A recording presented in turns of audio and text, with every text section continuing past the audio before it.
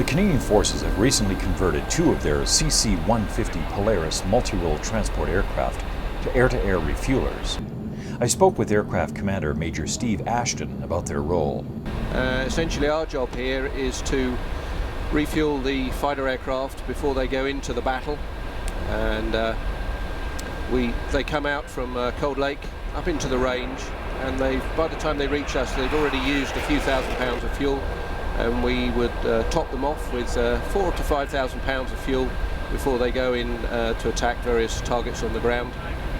And if necessary, we remain out here. If they've used a lot of fuel up, they can come back and get a top up before they return to base. So that's the primary role. We're also here getting some training done because this is a new, relatively new concept. We're still training crews on the CC150 tanker, so we're getting some of our crews trained, and it's also good practice for the receiver pilots. They need to remain current while they do receive air-to refueling as well. With the Boeing 707 going out of service in 1997, the Canadian Forces lost their ability for strategic refueling, such as transoceanic, taking 4 F-18s across the Atlantic Ocean to Europe, for example.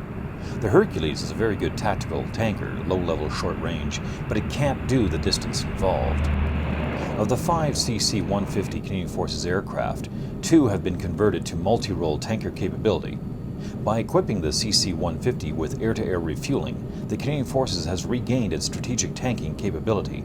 Major Ashton describes a transoceanic mission. The aircraft is designed to have enough fuel on board to take 4 F-18s from the east coast of Canada across into Europe. We have a planning system which allocates certain periods of time to each F-18, and they have to take on board a certain amount of fuel in that period.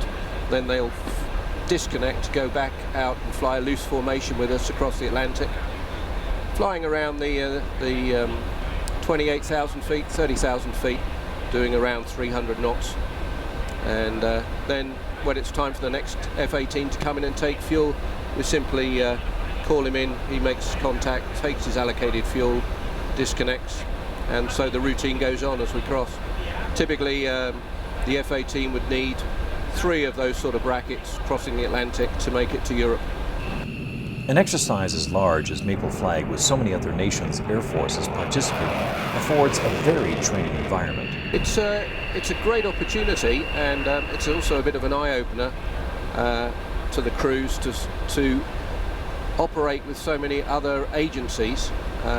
It's a great opportunity to practice all the operational techniques which we don't routinely use on a day-to-day basis. A lot of our tanking is what we might call administrative tanking, which is maintaining currency for receiver pilots, so flying up to Bagotville or Cold Lake and just giving fuel in a very contained training environment. So this is a much wider opportunity to get fully involved with communications, tactics, the whole spectrum of skills that it takes to make this kind of operation successful.